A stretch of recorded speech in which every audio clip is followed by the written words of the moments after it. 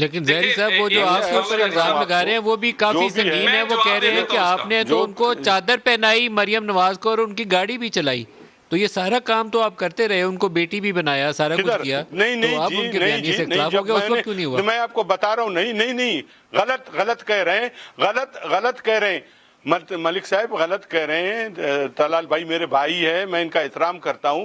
میں نے شاہد خاقان عباسی نے کوئی 7 بجے کے ٹائم پہ جنرل صاحب کو, ہم کسی اور کمرے میں بیٹھے ہوئے تھے, وہاں پر انہوں نے اس کو فون کیا, تو وہاں پر ہم بیٹھے ہوئے تھے.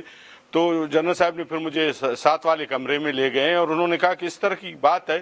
تو میں وہاں سے میں نے کہا کہ ٹھیک ہے جنرل صاحب, ٹھیک ہے, وہ اپنی مرضی ہے. اگر وہ مینگل صاحب کو ترجیح دینا چاہتے ہیں تو دے دیں اس کو, کوئی وہ نہیں ہے. آپ نے مریم نواز کو چادر پہنائی یا نہیں پہنائی؟ طلال صاحب اس کے بعد میں ڈنر پہ وہاں موجود تھا. آپ نے مریم نواز کو چادر پہنائی یا نہیں پہنائی؟ نہیں پہنائی, میں نے نہیں پہنائی, بالکل نہیں پہنائی. آپ نے ان کی گاڑی چلائی یا نہیں چلائی؟ نہیں پہنائی ہے میں نے. میں چلا گیا تھا 7 بجے. آپ نے ان کی گاڑی چلائی یا نہیں چلائی؟ وہ آ رہے تھے ایئرپورٹ, میں نے ریسیو کیا ان کو, بالکل میں نے ریسیو کیا.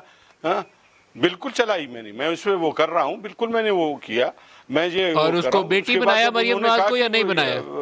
اس طرح وہ ہے اختر مینگل کو ہم, وہ تو پہلے سے ہی جب ہم مسلم لیگ نون میں تھے اس وقت سے بیٹی میں اس کو بولتا تھا. جہاں پر میاں صاحب کے ساتھ بیٹھے ہوتے تھے, میاں صاحب ان کو کہتے تھے کہ بھائی آپ سائڈ میں بیٹھ جائیں, اور اب اختلاف ہے, اب اختلاف ہے, اب ساتھ نہیں ہے. ان کو بیٹی بولتا تھا. ہماری بیٹی کی جگہ ہے وہ تو. اب یہ ہے اصولوں پہ اختلاف ہے نا. اب آپ اپنے پارٹی کے لوگوں کو چھوڑ دیں بڑے چوراہے میں, اس کا مطلب یہ ہے کہ یہ بلوچستان ہے ملک صاحب, یہاں پر لوگوں کے کچھ اپنے روایتیں بھی ہیں, کچھ اصول بھی ہیں. میں سمجھ گیا ہوں آپ کی بات, لیکن بنیادی اختلاف جو ہے وہ اختر مینگل والے ایشو کے اوپر ہے. آپ کی بات سے یہ بات کھل کے سامنے آ جاتی ہے.